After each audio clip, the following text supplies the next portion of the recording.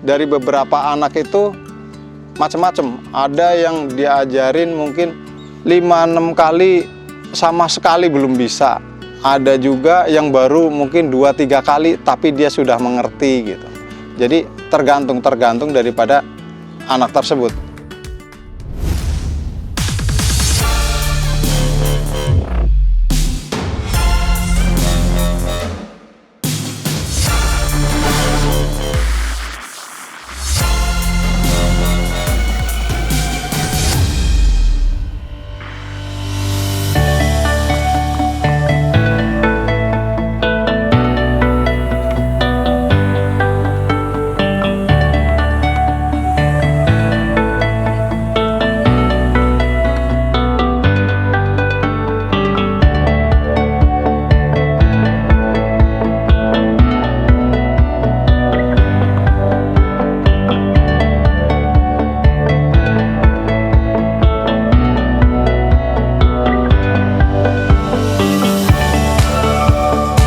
Nama saya Slamet Riyadi, biasa dipanggil Mame.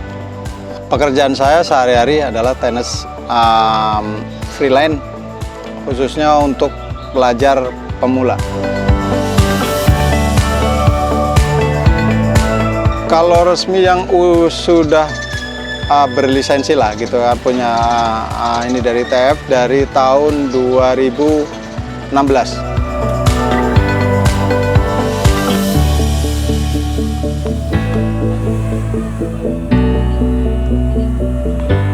Prosesnya awalnya kita dulu jadi ball boy.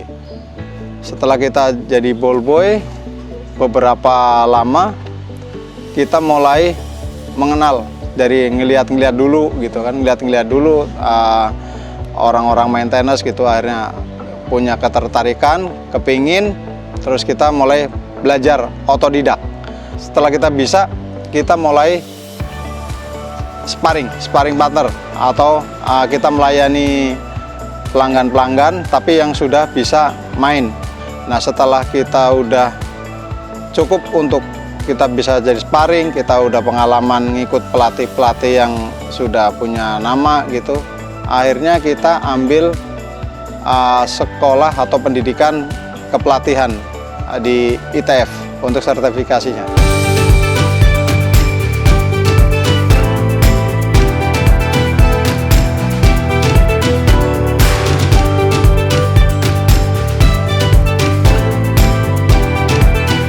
Untuk mematangkan gitu, untuk memantapkan, dan kita perlu juga ilmu-ilmu yang baru gitu. Dari tenis yang lama menjadi tenis modern, yang kayak sekarang kan dikenal tenis modern, dan harus kita ngikuti pelajaran-pelajaran tenis modern yang kelasnya tuh internasional gitu.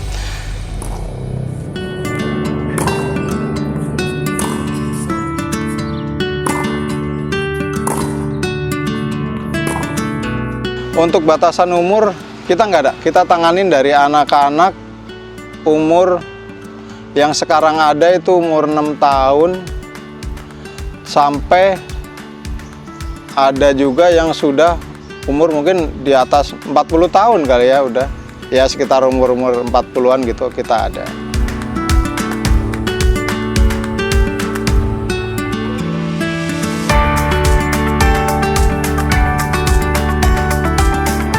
Soal private, mungkin lebih banyak private-nya daripada yang grup sistem beberapa orang gitu kan. Kita tanganin ada beberapa anak-anak muda gitu, ya 6-8 orang lah gitu. Itu kita lagi tanganin juga. Jadi nggak ada masalah sih mau private sendirian atau mungkin berdua atau mungkin lebih rame-rame biar seru atau gimana, kita nggak ada masalah.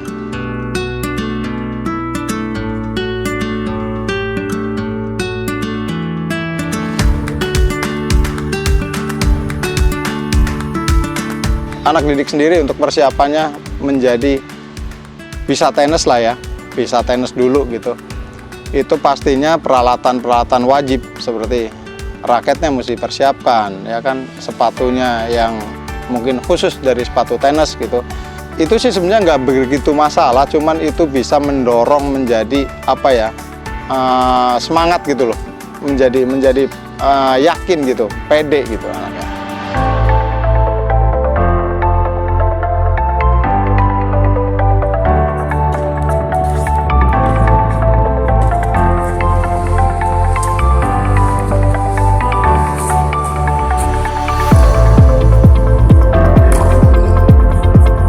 Untuk step-stepnya memang diperlukan step by step dalam pengajaran itu. Contohnya misalkan dari awal, dari nol, bener-bener nol gitu ya kan, belum pernah pegang raket, kita ajarin dulu caranya pegang raket, cara gripnya raket, kan ada yang begini, ada yang begini, ada yang begini, macam-macam. Jadi kita ajarkan yang paling mudah, yang paling nyaman, untuk terutama yang paling nyaman dia pegang di mana gitu. Nah, setelah anak itu bisa mukul di posisi tengah, posisi bener-bener raket, nggak kena pinggir sini atau apa. Nah, itu nanti ada tahapan berikutnya, yaitu kita udah mulai mukul bola tuh. Mukul bola ya kan, dari lempar pakai tangan gitu kan, biar bola itu bisa diterima dengan mudah, pastinya dengan mudah ya kan, bisa kontak the-ball-nya itu pas ya kan, baru kita ke tahap berikutnya gitu.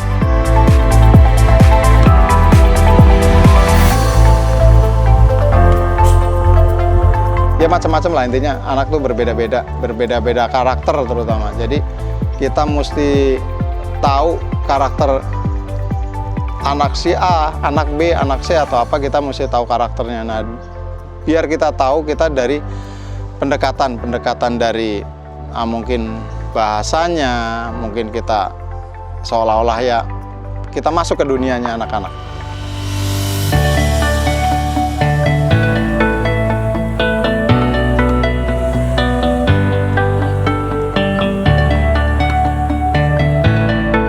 Yang kita mesti persiapkan adalah terutama untuk pelatihan yang dari beginner gitu ya, pemula itu memang sebenarnya lebih ribet gitu. Jadi kita ya terutama misalkan kayak bolanya menyesuaikan. Jadi untuk beginner ini seharusnya pakai bola yang mana? Oh ini beginner umur berapa nih gitu, umur berapa. Jadi kita nggak bisa beginner anak 7 tahun atau mungkin di bawah 10 tahun kita pakai bola yang 100% itu kayaknya kurang tepat gitu. Jadi ada bola-bola tersendiri untuk beginner.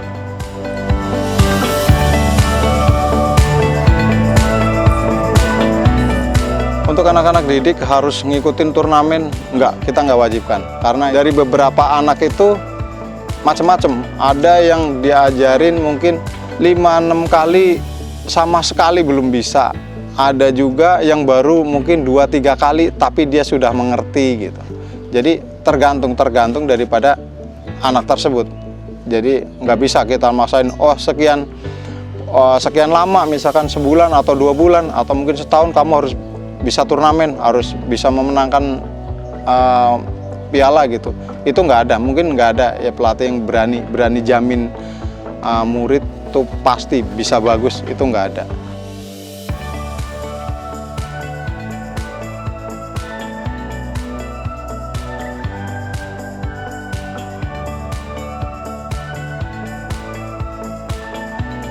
Pertama mungkin bakat, terus ketekunan berlatih, perlu prospek beberapa tahapan sih itu udah mungkin di lain hal.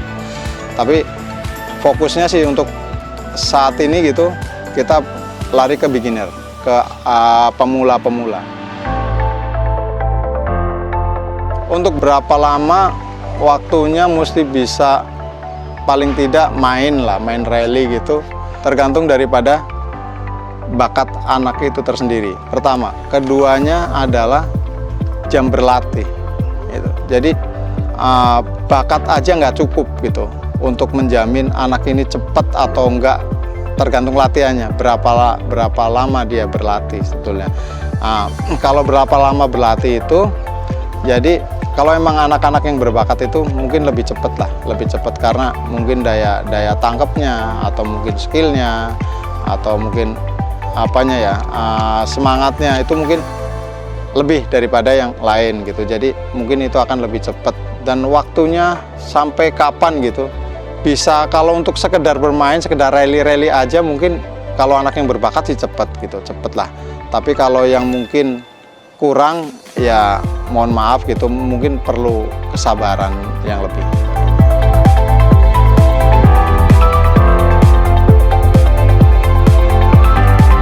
Kalau untuk anak-anak sih 1 minggu itu yang bikin santai lah, bikin enak itu mungkin seminggu 3 kali pertemuan itu pas lah, sedang lah, nggak terlalu sering, nggak terlalu juga jauh. Kalau seminggu sekali gitu karena dari nol, dari awal itu terlalu jauh jaraknya, jadi biasanya tuh anak-anak itu udah lupa apa yang diajarkan kemarin, terus apa skill yang kemarin itu dia lupa gitu.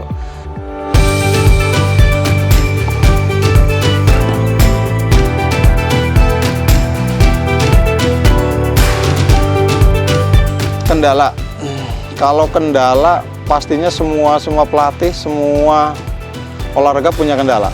Kendala itu bermacam-macam.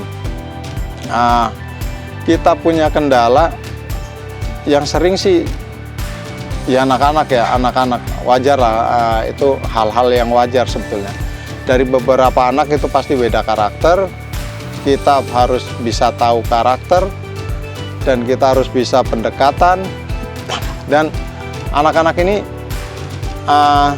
lucu-lucu, dari berbagai macam karakter itu jadi seru tuh gitu. Itu tidak dijadikan tantangan buat kita, tapi itu menjadi keseruan buat kita. Itu juga bisa jadi pengalaman buat kita gitu.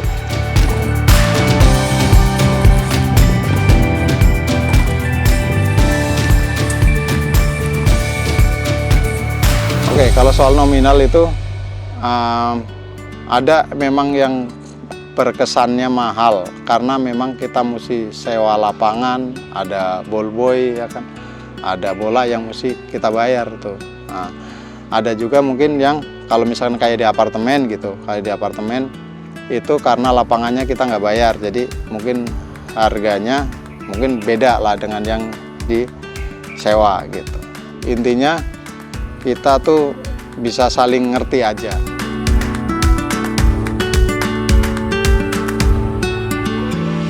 Pendapatan per bulan profesi pelatih itu pastinya berbeda-beda. Ya naik turun lah gitu.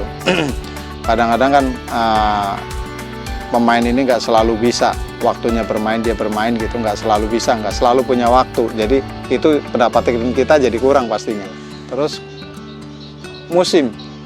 Jadi musim ini menentukan sekali. Kalau misalkan kayak sekarang nggak nentu nih ya kan, kadang habis panas langsung hujan gitu.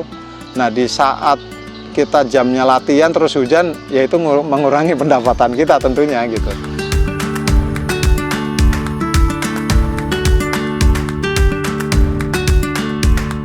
Untuk promosi kita itu dari bahasa teman ke teman atau mungkin relasi gitu aja. Jadi promosi atau pengiklanan yang resmi untuk publik itu nggak ada kita.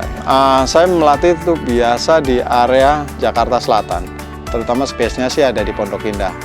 Sementara sih ada beberapa yang harus kita datang ke apartemen gitu.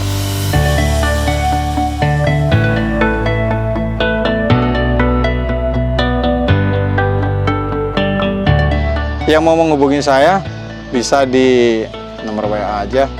Jadi mungkin nanti bisa ngobrol dulu, kita bisa kenalan dulu ya kan. Bisa mungkin nanti coba dulu atau gimana gitu.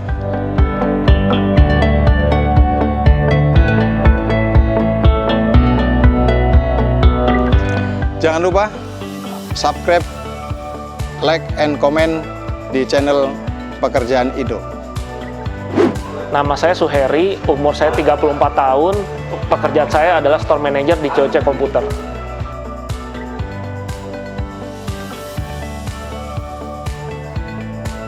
COC Komputer itu adalah toko komputer untuk rakitan komputer. Selain rakitan komputer juga kita jualan laptop. Selain jualan laptop juga kita jual periferalnya. Oke, COC Komputer bisa dibilang lebih unggul daripada toko lain dari segi misalnya experience-nya. Jadi user datang ke sini bisa coba dan juga bisa lihat-lihat barang yang dia inginkan.